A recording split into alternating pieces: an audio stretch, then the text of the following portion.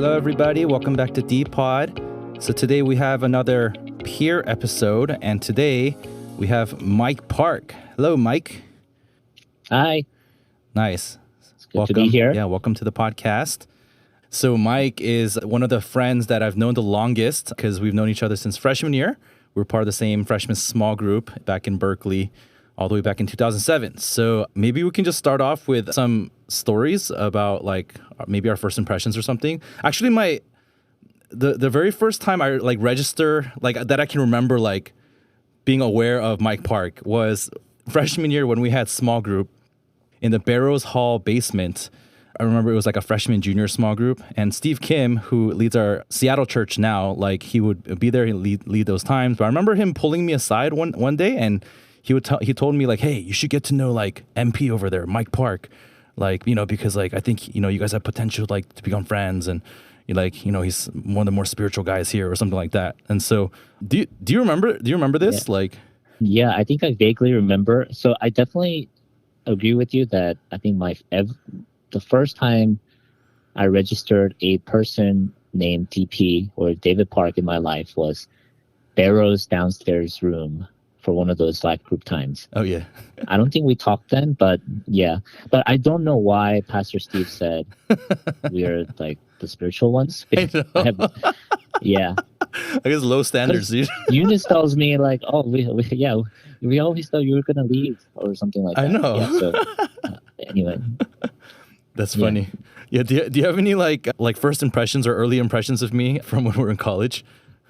Oh yeah. So I think one of the very first and the most unforgettable impression of DP was, so I guess it was kind of a setup for, you know, Pastor Steve told us, hey, you should be friends. So I think we tried. So we decided we're gonna grab a meal together at Crossroads. I think it was a breakfast or something.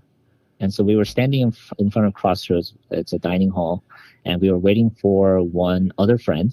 And so we were just, you know, small talking, and I found out that I am like older than DP. Like by a couple of years. It's not even like a couple of weeks or a couple of months. It's like 2 or 3 years actually, because I immigrated to America when I was 12, and I didn't speak any English, so I sort of lowered a grade, and there's some weird transition in that summer. So anyway, so I'm kind of old for my class, and DP is young for our class because he skipped a grade and because he's really smart. I don't know about that, but it's like, oh yeah, I'm like ancient. I'm way older than you in comparison. So I think I said, oh, then you should call me Hyung, which means older brother in Korean. It's a title of respect. And to that, DP sort of he kind of towered over me, like because he's like 6 foot, you know, it's like tall, and he's like he was looking down and he said, "This is America." And so, yeah, from that point on, I was like, yeah, maybe that's not gonna fly. So, we still speak, you know, English to each other, and yeah, we're just like that. Yeah, that was definitely the most memorable first impression. That's funny. I think maybe it took a little bit of time for you to recover from that interaction. Yeah, I was reeling from that for the next 5 years. Oh gosh. I think I had a similar interaction with Sam Kim. When Sam, because you know he was a junior transfer, really? And I don't remember. Now it's all getting mixed up. But maybe he just like heard about that or something. But I remember him like telling me like, "Oh, you should call me Hyung too," and I was like, "What the heck?" What is wrong with all these Koreans? Yeah, it's not gonna fly. I know. Yeah, not with me at least. Fly.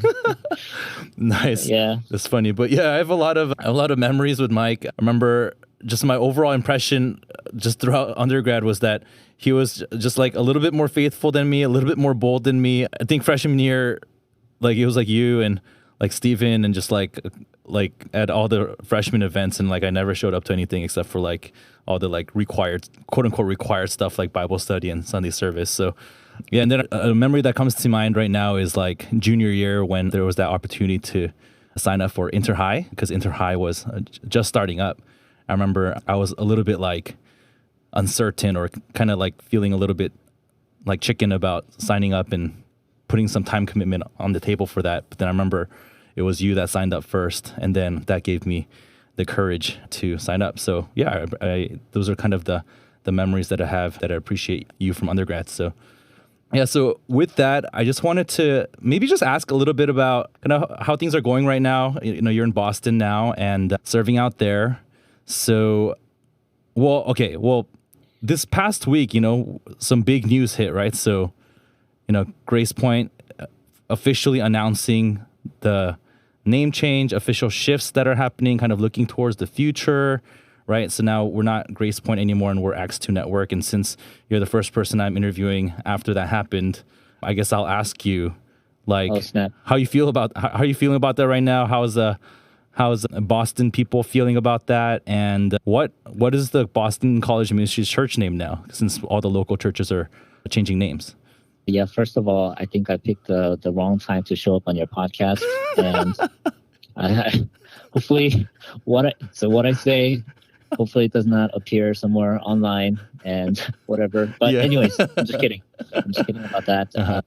So for the Boston church, our local church is now called Reclaimer College Church, and so I don't know if people know, but Ivy League schools, a lot of them. Harvard, Yale, all these places they were birthed to raise up like preachers, like, clergy, right? So it's the word reclaimers to kind of reclaim the original kind of vision of these colleges, because we're in the Northeast. And also there in Massachusetts, there was a revival called the Haystack Revival. Mm-hmm. You might have heard of it here and there from our church. And that happened here as well. So I think, just kind of putting that together, we thought Reclaimer was a good name. And I think it really fits, Pastor Manny and Sonny's spirit too. So, so that's our name. And, I cannot speak on behalf of the Boston church, but I don't know how other people are feeling. I mean, everyone's like excited, I guess. But I don't know. I think we've been sort of primed about this for some time now, that like we are thinking about a name change and about different changes, and it's been coming up for like a few months. Mm-hmm. So I think it's not really a shock for anyone. So for myself, how am I feeling? So I'm a guy and I don't have a good touch with my emotions. So it's really. And it's a hard question. How do I feel is like always the hardest question. Sorry, I started with the hardest question. It's okay. But I think when they first brought up this whole topic about like the renaming from Grace Point to something else, and I think it was like the emphasis really wasn't like what is the name? Is it going to be Grace Point or is it Acts 2? But I think the emphasis was more on like trying to capture our current reality better, right? So we say it's like a Grace Point church or Grace Point churches, but then a vast majority, like not majority, but a good chunk of our team and post-grad members are not part of college ministry or like in a traditional church setting. Mm-hmm. And so I think for me, I feel like the emphasis is more on network, like we are a network now kind of thing. And that sort of captures more of who we are at the moment. So it's not like an identity shift, but it's more like, I think, redefining or clarifying, I think, our identity. So I don't know. That's sort of how I approach it. Yeah, I think that's a good way to put it. Yeah, it's sort of like the name has to catch up with who we've become. And so, I guess I've had the benefit of like being part of these discussions for over a year now. And I feel really excited kind of going into the future as we capture who we are right now, like as a network. And even the little tagline, the definition of like, because it used to be, we're a network of collegiate churches and parachurch ministries fueled by co-vocational ministers. But now we've changed that to be, X2 Network is a network of ministry teams and co-vocational ministers. So I think that's just accurately reflects who we are. And as we kind of adjust into our new realities, it's going to let us be more agile and kind of responsive to like local realities as well as changing culture. So overall, I don't know. I feel like super excited for, and I think that, even though, like at first I thought that like the local churches changing their names would be like, I don't know, more sad for people. I mean, and I think there is maybe a sense of sadness, but overall, at least from Chicagoland, I'm feeling a sense of excitement and still like a lot of unity because we're still tied as the Axe2 network together. So yeah, overall feels pretty good. So yeah, and then Reclaimer, I love that because I actually had a chance to tour a lot of those sites in Massachusetts as well as just in the greater Northeast area because I helped create that documentary about college revivals. And it's super interesting because we had a couple visit our Sunday service this past Sunday, and they're actually, so the wife is the older sister of a student who used to come out to our church. And so she, and she recently moved to the area, and so then she was just checking out our service. And they went to Princeton and Williams College. And Williams College is the site of the Haystack Revival. So yeah, anyways, that was really random, and I was just reminded of all the like history that's there. So I think Reclaimers is super awesome. So we've talked for a while now, but you haven't really had a chance to introduce yourself. So maybe could you just tell us about yourself, just basics, your family, where you're living now, what ministry, what do you do for a living? Yeah, so my name is Mike, and I was born in South Korea, Seoul, South Korea, and I immigrated when I was 12 to Philly. I was actually supposed to live in Boston, but ended up in Philly. And then we moved to San Diego. That's where I went to high school, middle school and high school. Went to college at UC Berkeley. That's where I met DP. And so after that, there I became Christian in college. And so after graduation, I served at our church for 10 years. And then a couple of years ago, we moved out here with a team to start a church here in Boston. And so we're going into our third year now here in Boston. And yeah, it's been an exciting journey. And I am in the tech industry. I work as a QA. I was working for a company that's now known as X.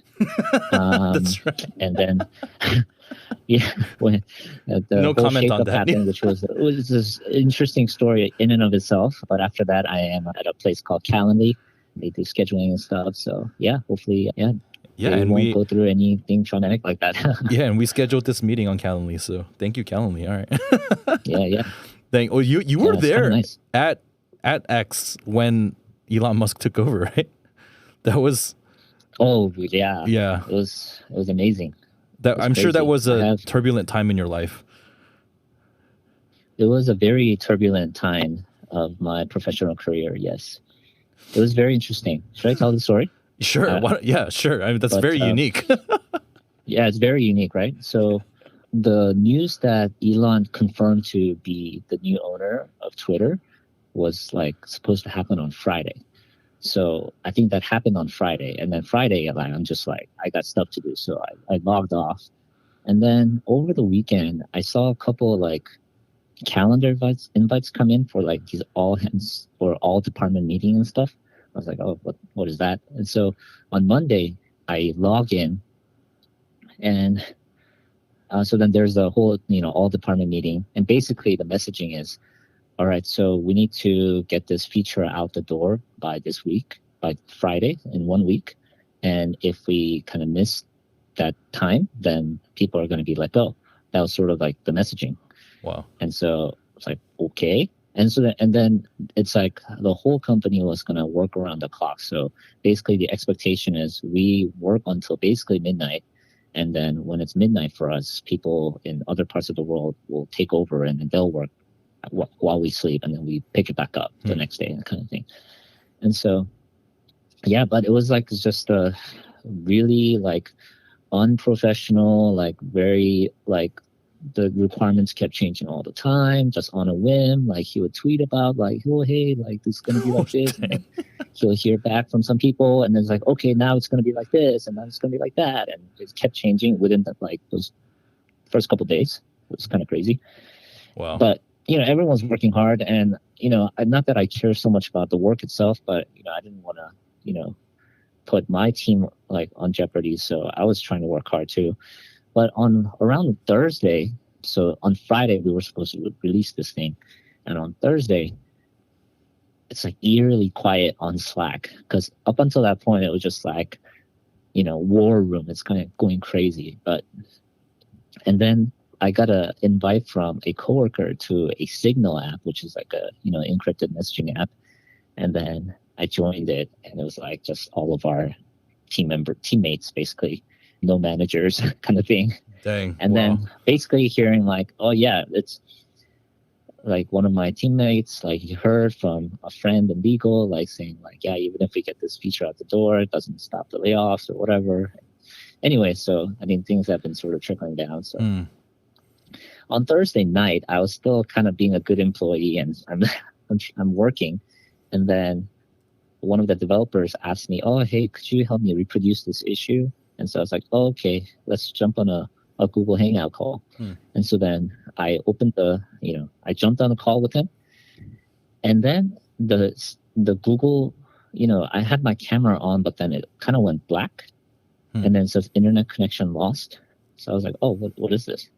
And then I switched over to Slack just to like try to message him like, "Oh, like my Google Hangout's not working," and then my Slack just logged off.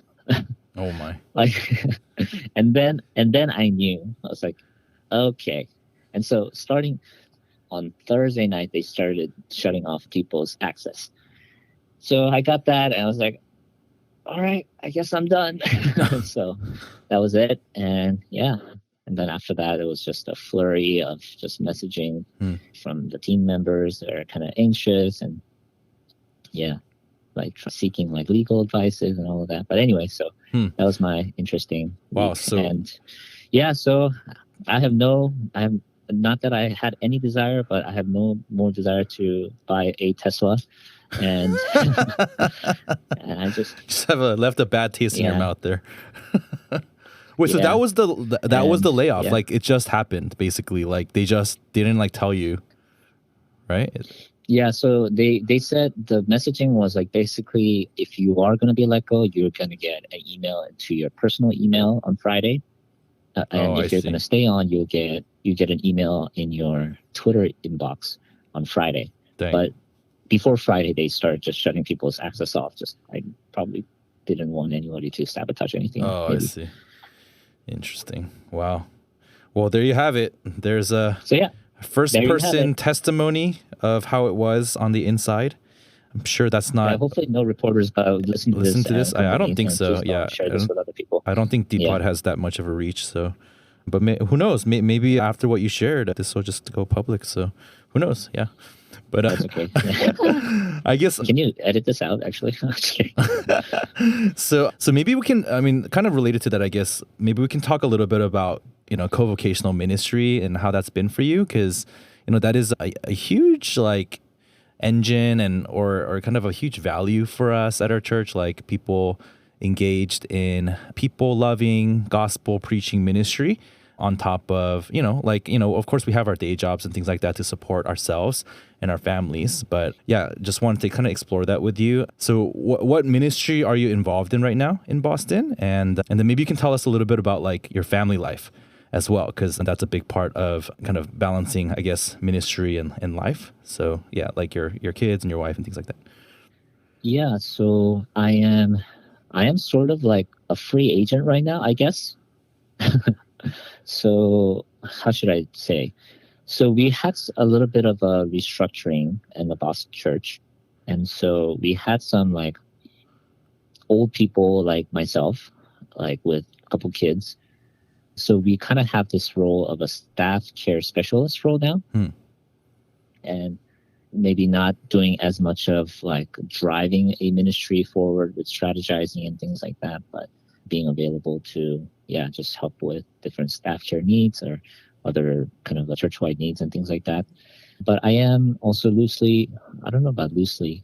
So I'm in a tribe where there's a big focus, a good number of staff focusing on Northeastern University. I know in Chicago there's Northwestern, but in Boston there's Northeastern.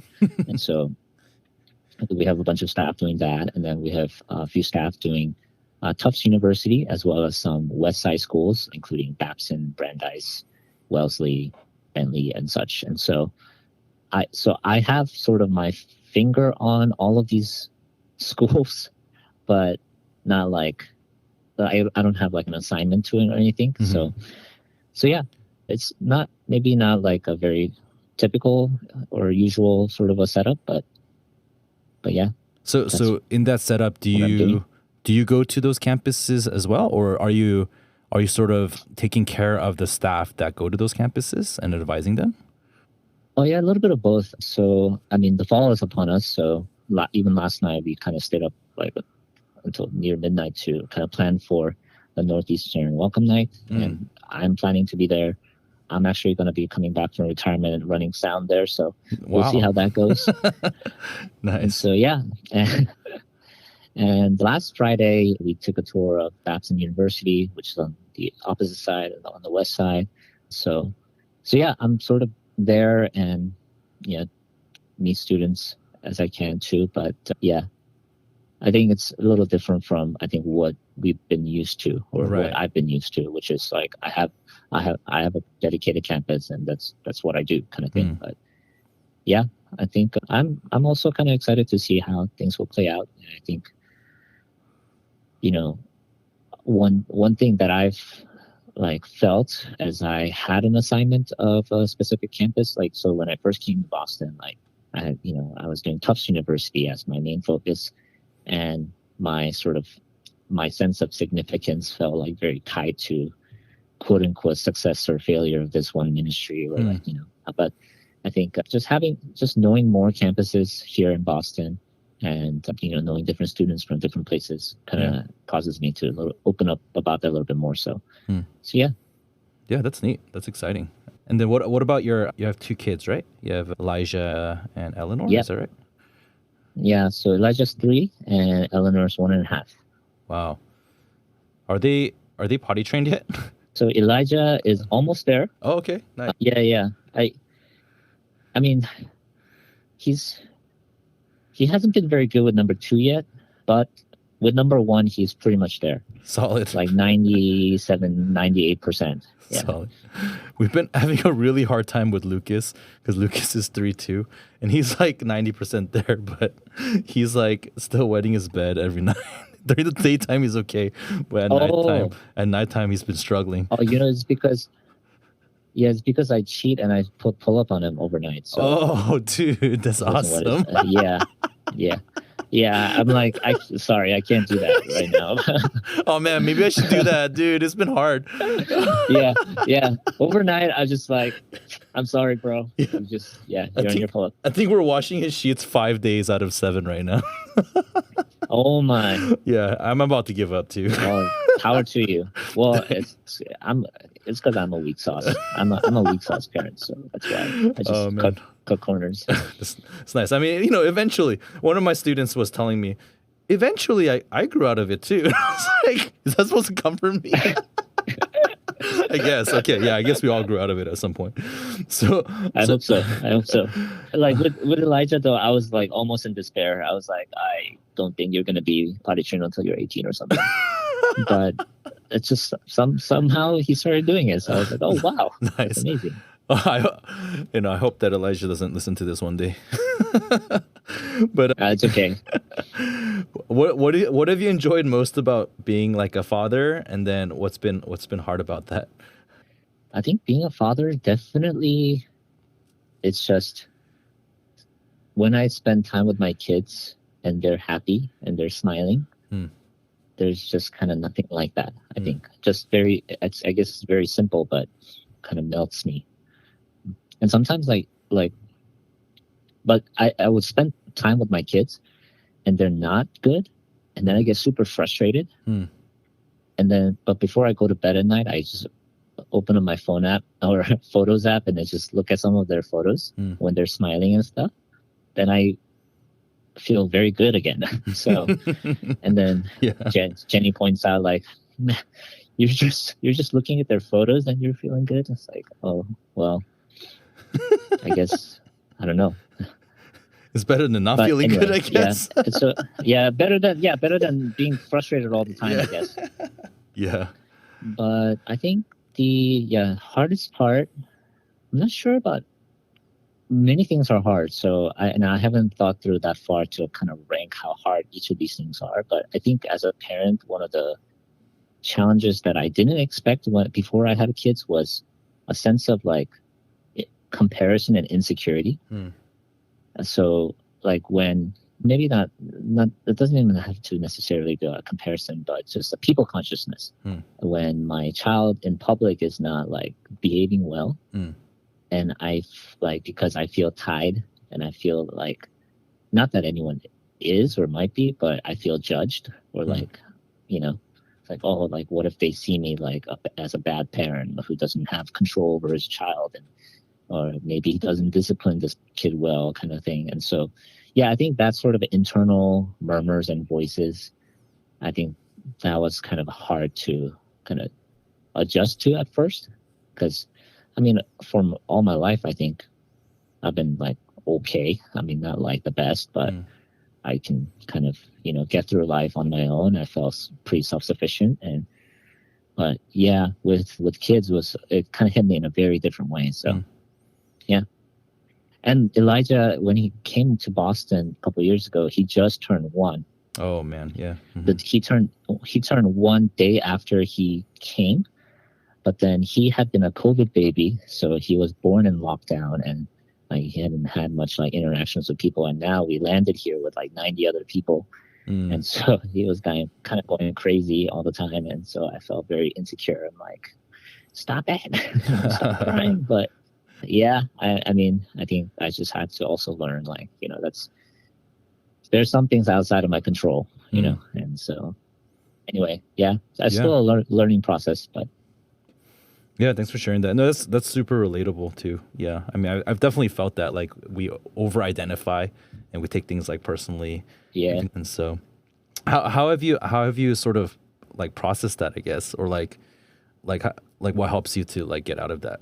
I think at first it was just good to hear from other people. I think people older than me. And so in the beginning in Boston, we had the benefit of having people like Joe and Irene and Josh and Jackie. They would kind of, give us some parenting advice and kind of also, touch upon those kinds of aspects too. And, talking to Pastor Manny and Sonny has been helpful. And just to, get the perspective from people who have gone through it already, and they know what it's like. Even as like, encouraging younger staff might be, like, it's not an experience they can really identify with or be able to understand to that kind of extent. Right. So, yeah. And so, yeah, just kind of processing through hearing from older ones has been the most helpful, I think. And now that I've, had those kinds of talks, and when I do feel that way, I think I just need to, not listen to my own emotions and like my sense of like, accusations, like, oh man, that's because of what, like I did this or I didn't do that kind of thing. But I just need to assess the situation and find a way forward, whether it's discipline or whether it's just, I need to just process it or, Yeah. My experience, like, talking, it's always been helpful for me to talk to like older ones too. Like just to even have the perspective that like, hey, like this is not so crazy. Like other people have gone through this. Just then you at least know like, okay, like at least I'm in the realm of human experience that like other people have experienced. And then, often they'll give like, my experiences, they give like very practical, like, hey, like, why don't you just try this, and then it's like, and it kind of removes the drama, at least for me, like, because I guess just so focused on like, oh, I'm not doing a good job, or like, like, hey, like, how come I'm responding like this? Like, how come I'm so frustrated? But then usually they'll help me like move towards like a more practical response so that like I can actually help improve the situation. So I have found that to be helpful. Yeah, definitely. So, the people who listen to this podcast, they're like mostly people from 18 to 27, according to my Spotify, I guess. Wow. Yeah. So it's like younger people. So what piece of advice would you have? Like, what do you wish, like when you were, I guess, younger and single, or maybe even just married without kids, like what do you wish you had done to prepare more for this season in your life when maybe your capacity is more limited because you have to, take care of and mind your kids and your family and your work and things like that? I think there's a lot of things, but I do want to say maybe you'll never feel prepared, I guess. Hmm. So maybe, yeah, not just to even take that sense of like, oh, I need to be at this kind of level to not be a maybe a crushing burden. I don't know, like, kind of like getting married. Like no one's ever truly feel ready to, get married, I Hmm. think. But you just kind of, it happens and then you sort of grow into it. And I think same thing with the parenthood. And it was like way harder than I imagined, even Hmm. though I've been like thinking and dreaming about having a family of my own since I was in elementary school. Like I Oh, kind of really? had sort of a Wow. plan laid out. I was like, I'm gonna get married by 26 or something, and have my first child by 28. Those kinds of things. I mean, none of that didn't really come to fruition, but the point was that, yeah, even though I thought about it for a while, Hmm. and that's been sort of one of my hopes in my life. When it happened, I was like totally not ready. Hmm.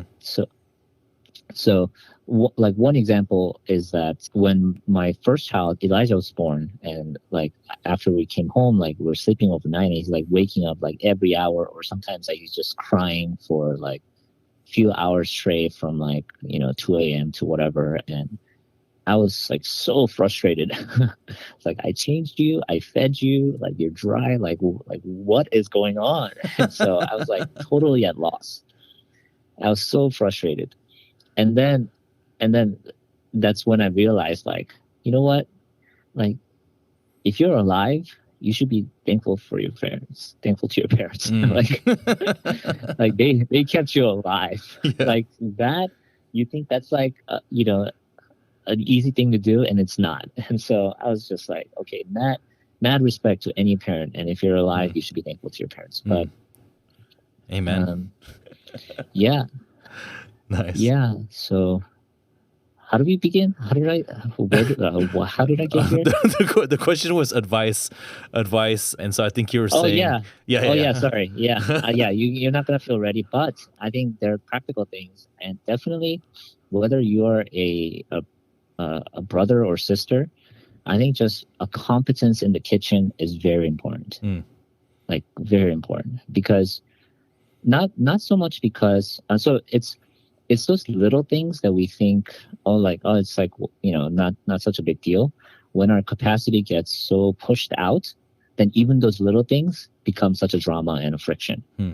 So like, if you're just a single and like you have all the time in the world, like you kind of roll out of your bed and like maybe you don't even make yourself a breakfast or whatever, and you just eat whatever junk food and you feel okay for the rest of the day.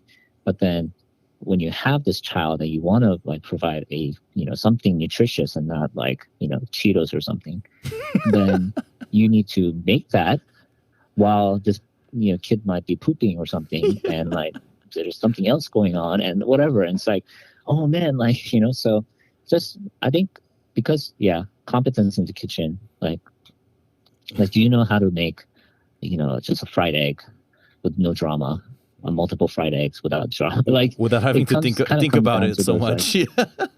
Yeah. without even have to think about it. Yeah. Like don't like crack an egg in before like the pan is hot, kind of thing. Like learn some basic skills, and I think probably kitchen is probably the best way to start. Mm. And I think one other thing is just for me to have read a lot more. That's just in general, but after I have kids, I just don't find much time for me to just sit down and read or anything. So Hmm.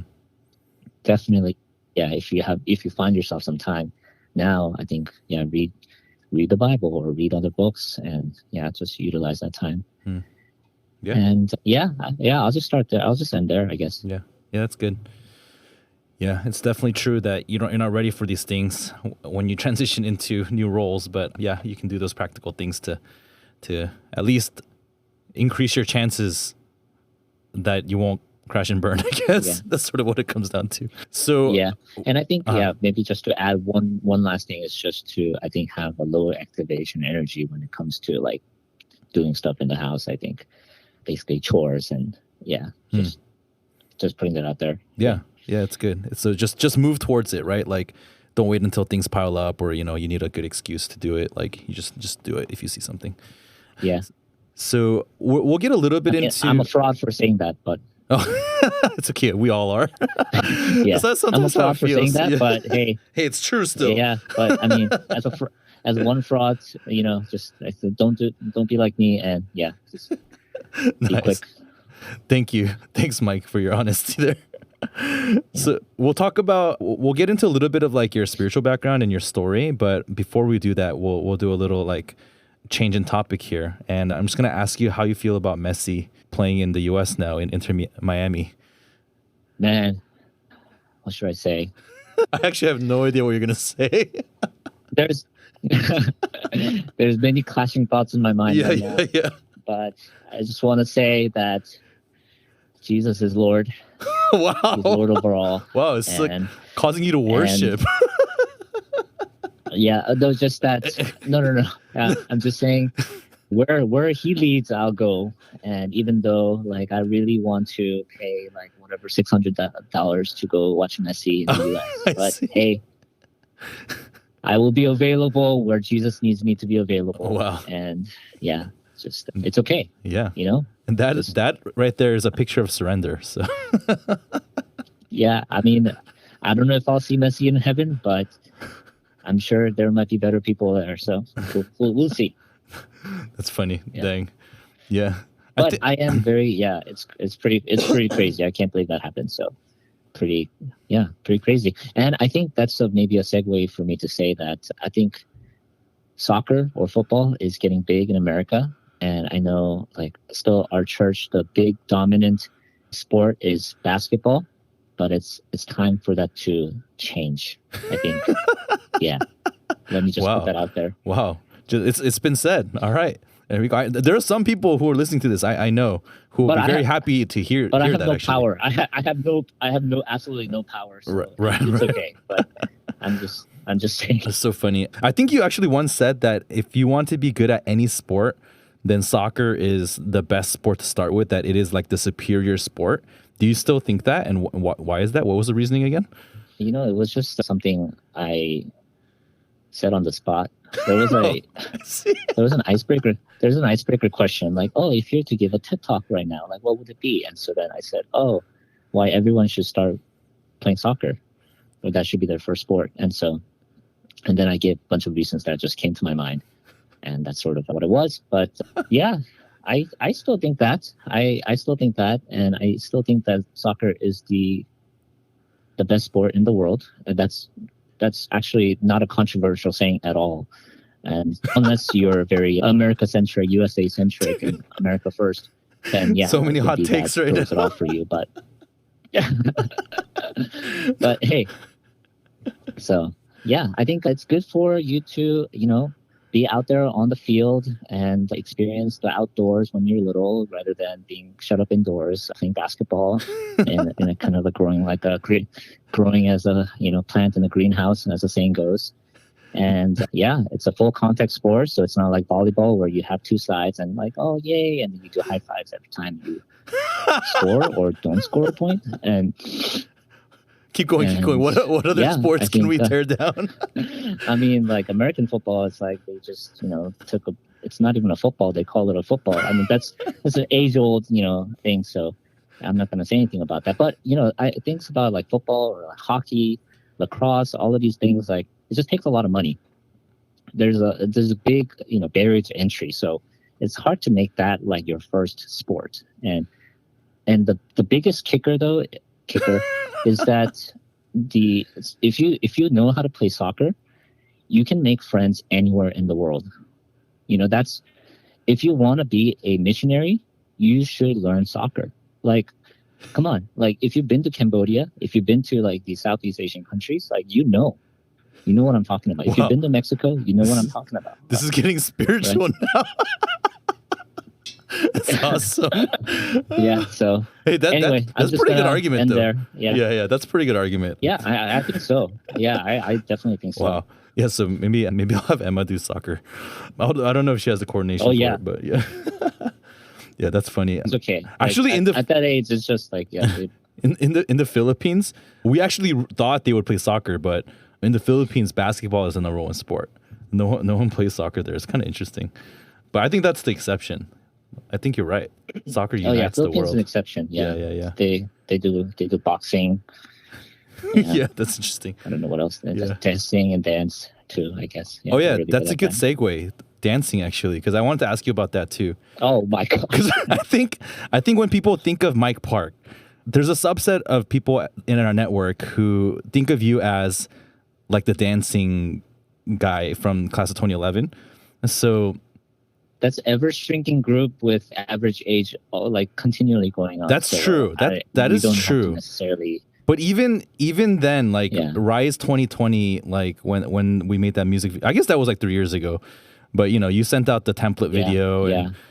and so I think you spent like all day like recording those videos, right? Like how many different like tracks were there? I don't know. There were a lot. So I guess definitively, like I think just on air, like do you actually enjoy dancing, or is it like one of these things that you do because of ministry, or like do you actually enjoy it? Like I want to be perfectly clear about this.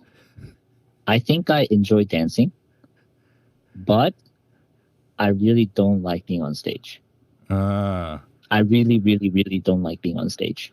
really? I'll just say that. That Yeah. that's not what it looks like to It's people, just that, though. yeah, exactly. That's what people say all the time. But I must say, I really, really, really don't like being on stage. I see. Okay. If I'm dancing, I think the best place is like in the audience, Oh, Just, like, interesting. not seen. Yeah, and just grooving, or doing whatever. Nice. At the Bros ATR, when there was like other performances were happening, I was just having a good time, and in the audience, Yeah, just, yeah. moving my body and stuff. But yeah, don't want to do that on I stage. see. Yeah. Yeah. No, I'm totally okay with the fact that our peer class is not really asked to go on stage anymore for those things. Well, I guess you guys went up, but not all of us had to. So thank you for your sacrifice there. I tried to protect you guys. Yeah. Oh yeah, yeah, I yeah. was like, okay. And then so out of let me just one more question about this topic. Okay, which is out of all the performances that you've ever done.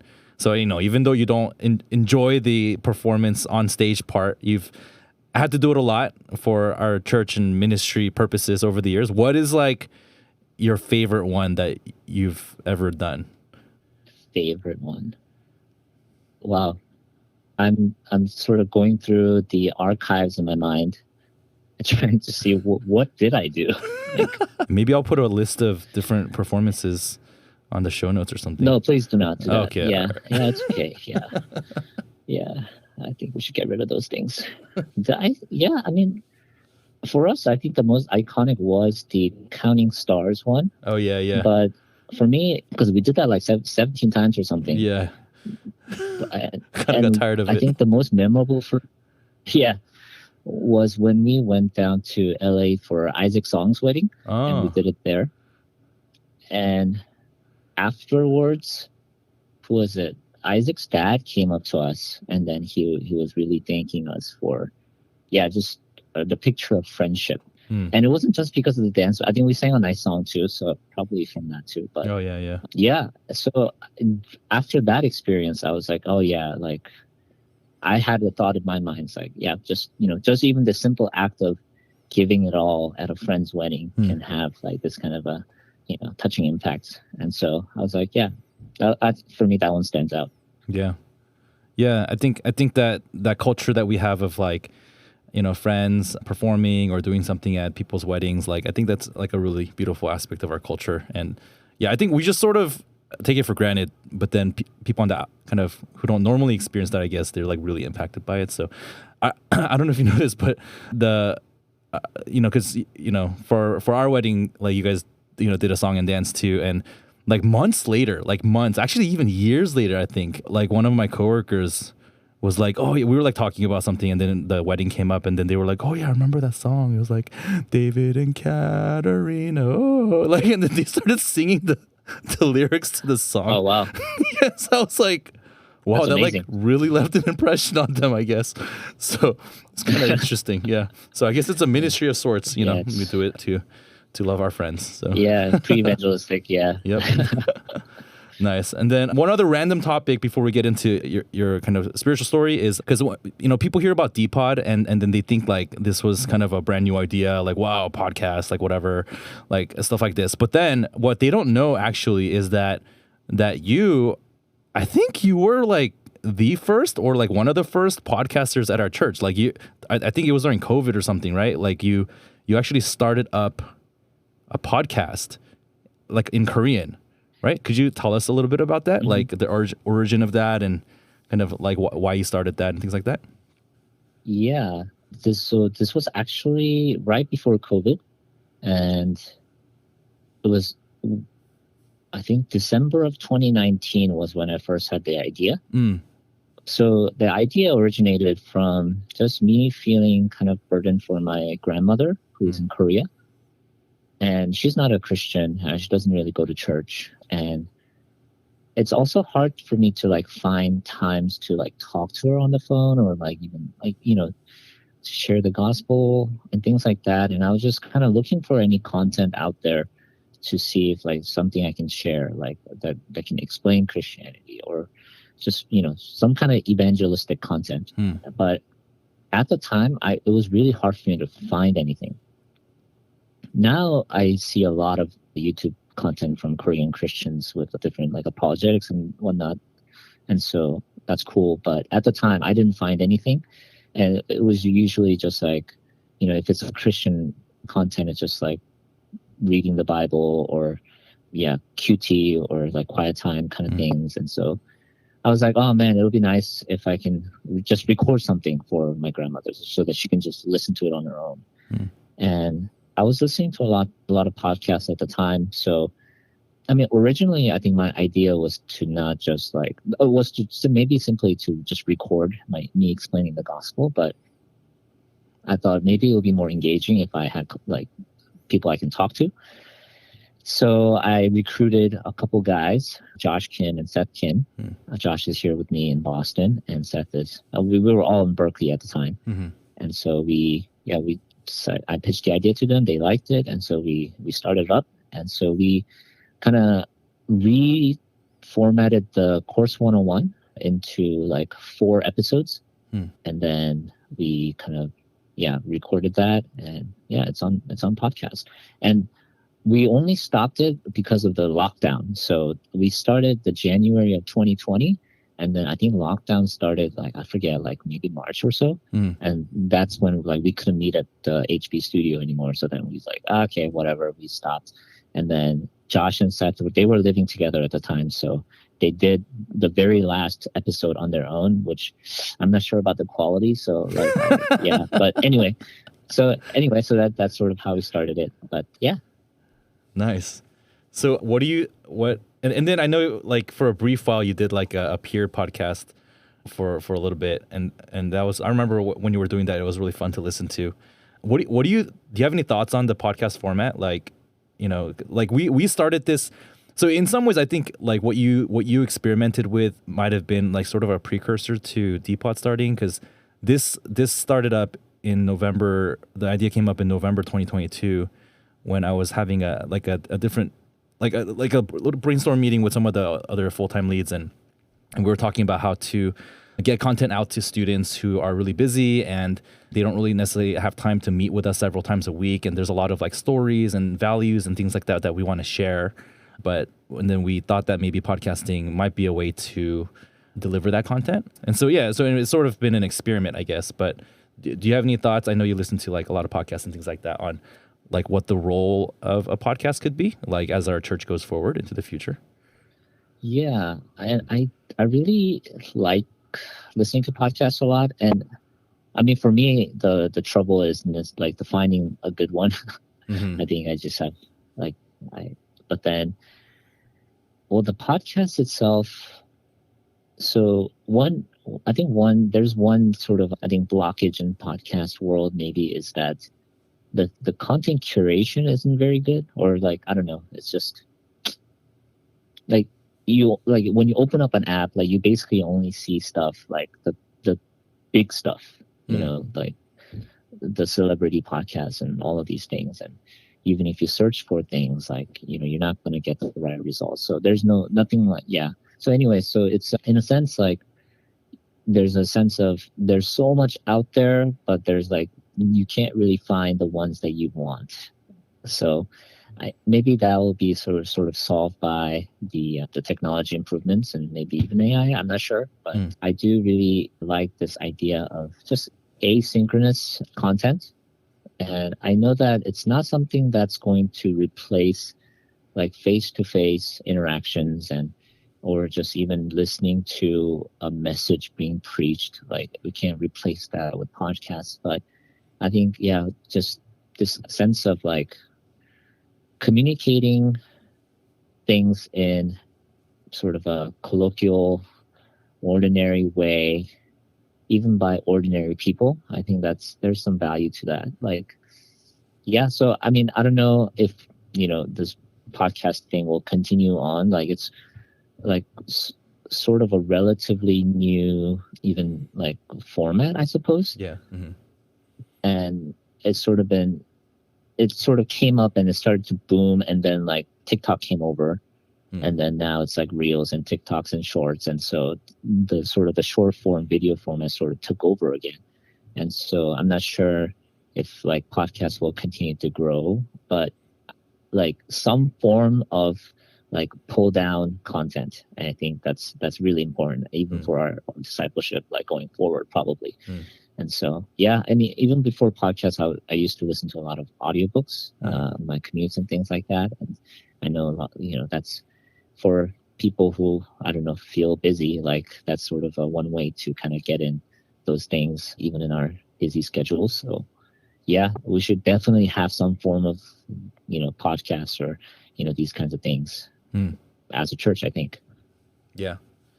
Yeah. Thanks for sharing those thoughts. So we don't have like too much time left, so I did want to get into a little bit of your spiritual background a little bit. So maybe you can just quickly tell us about like what your spiritual background was like coming into college, and then maybe like how you got connected to our church in college. Yeah, so I was not a believer growing up, and when I immigrated to America in middle school, we kind of got taken care of by our uncle and aunt's family, and they were Christians, so they first took our family out to church. And then when we were in San Diego, my parents were sort of reached out to by a Korean couple from the church, and that's how I started going to my youth group. And there I had a really good time, made a lot of friends, Korean friends for the first time since I came to America. They were mainly Korean Americans, but that's close enough. And that's in 8th grade, I went to a youth retreat, and that's where I thought I became a Christian. And after that point, I told people, oh, I'm a Christian.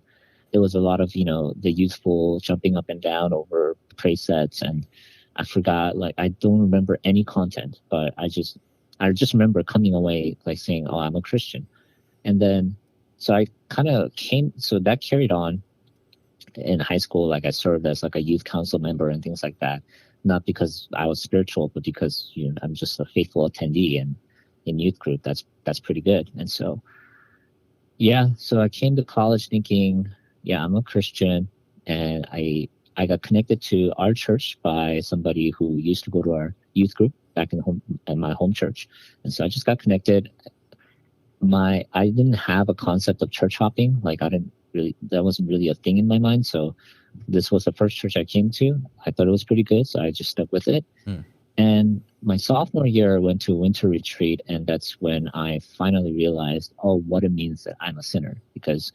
So I've been going to church since I was in middle school, but the concept of sin and saying I'm a sinner was never really something I understood. And not that it was even like emphasized. And through my time at our church, first couple of years, that was sort of made clear. And at the winter retreat, I was like, yeah, I'm a sinner. I need Jesus.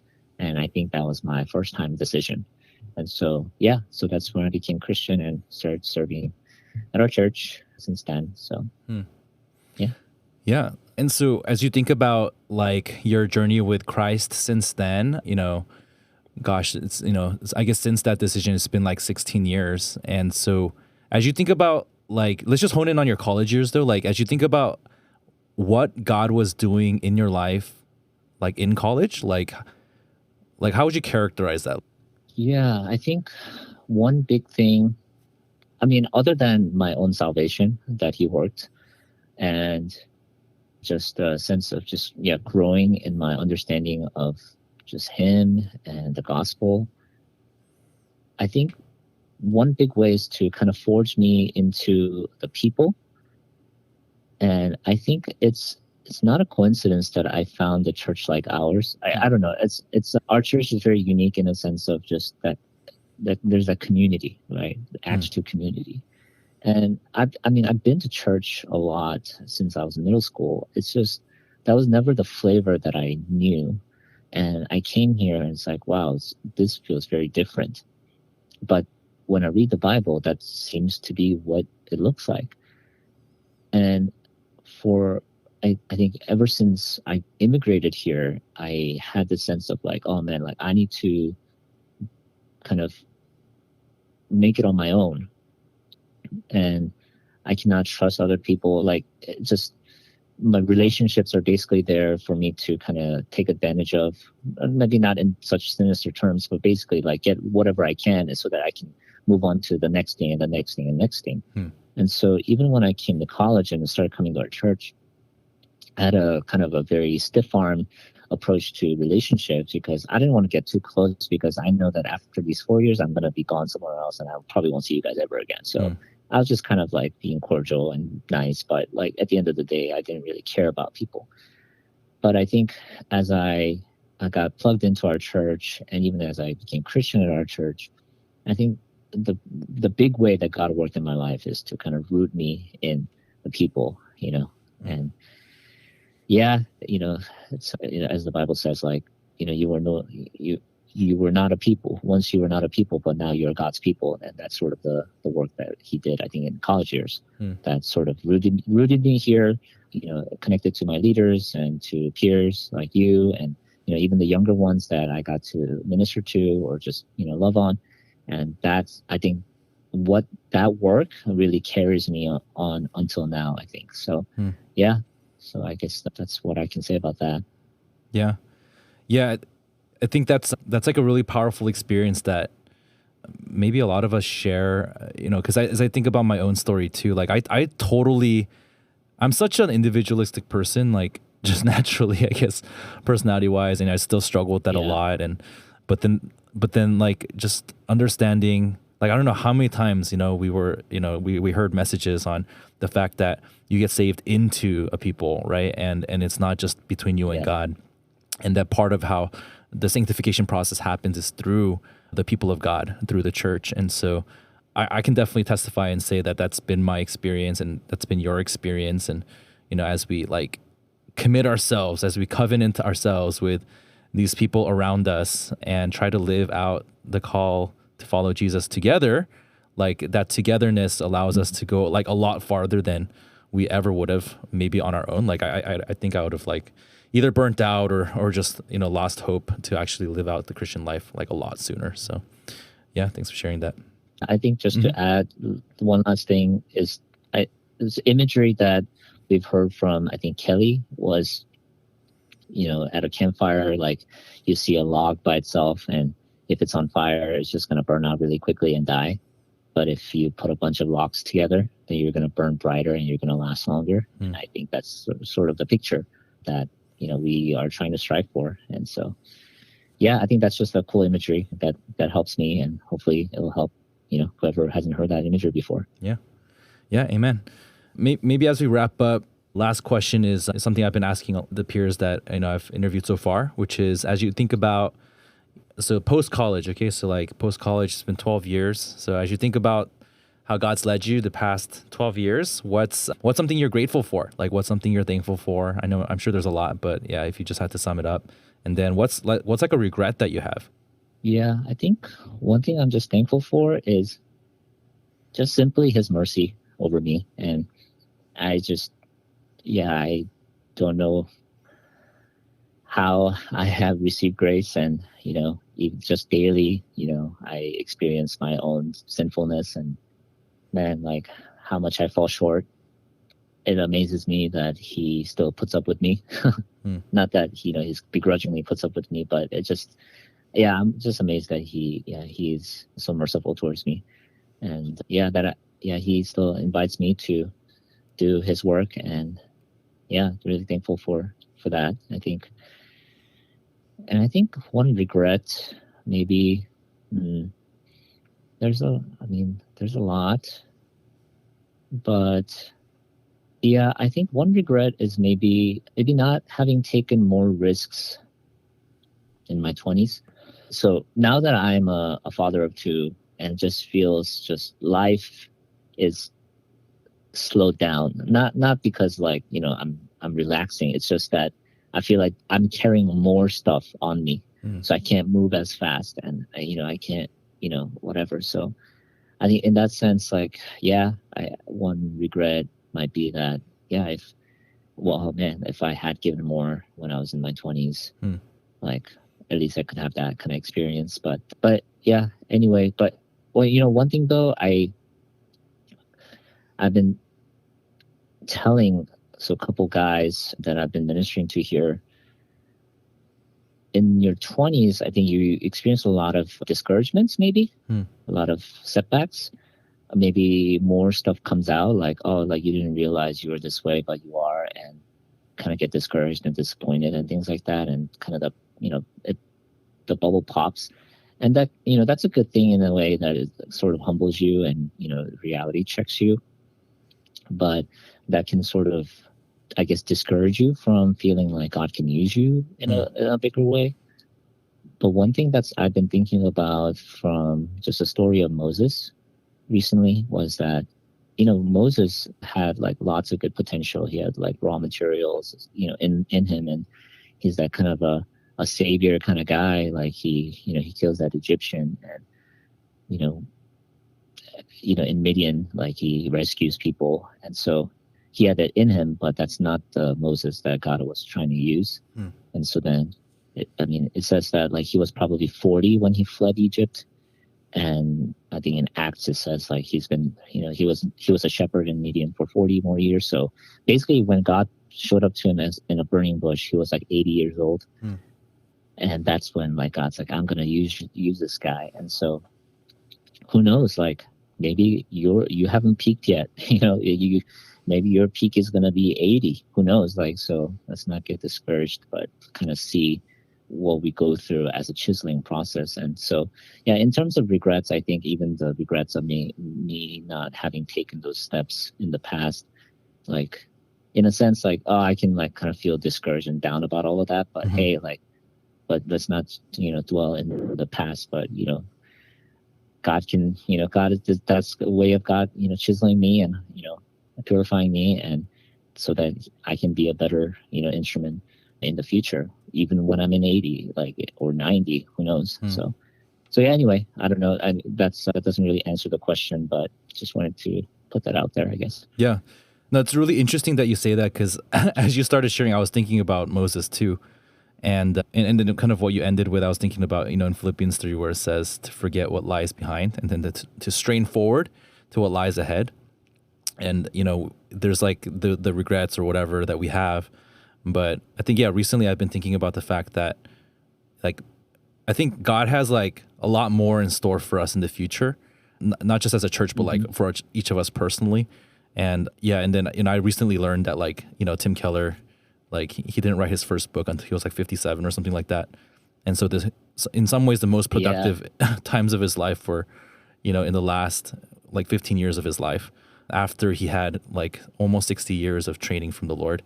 So I don't know, I find that really encouraging. So everything that we're going through, all the things that, the successes we experienced, the failures that we experienced, whatever, if we just keep opening ourselves up to hear from God, then I feel like God can use all of it to, I don't know. I guess as long as we're open, as long as we're open-handed with our lives, God will use us in whatever way He has planned for us. So that can be a great comfort. So yeah. Any last words before we do the outro? Any I don't know, anything come to mind? Yeah. if you want to learn how to play soccer, feel free to come over to Boston, and you can fly me out if you want to, and I'll be glad to run a soccer camp for staff and students. So let me know. Dude, that sounds pretty fun, actually. I think we need that. We have a second year on our team, second year sister who really loves soccer, and she gets super excited every time we play, which is not that often. So, so I'm sure she'll be happy. Yeah, you should go check out Chicago Fire. Oh yeah. I actually haven't been yet. Some of our staff went, but anyways, thanks for your time, Mike. Really appreciate it. Okay. All right, thanks everyone for listening to this week's episode of D-Pod. Hope you enjoyed my conversation with Mike. And like he said, I guess if you want to learn soccer, you can go to Boston. Yeah, sounds good. See you guys next time. Bye.